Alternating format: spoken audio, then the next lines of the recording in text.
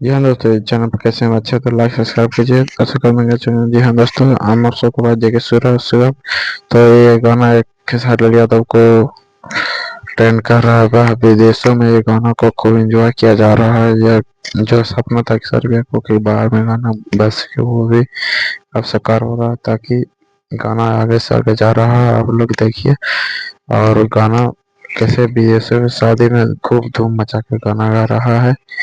और दो कलाकार के विदेशों में भी गाना बजा जा रहा है। ट्रेंडिंग स्टार और हमारे बड़े स्टार पवन सिंह भी के भी आ रहा बजा रहा जा रहा लॉलीपॉप गाना। दोस्तों पूरे विदेशों में ये गाना को बजाया जा रहा है। सभी लोग चारों तरफ से इसी गाना का डिमांड आ रहा है।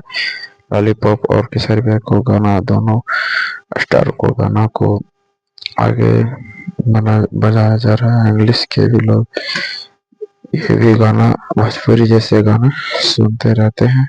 धन्यवाद। सब लोग कैसे सब्सक्राइब कीजिए।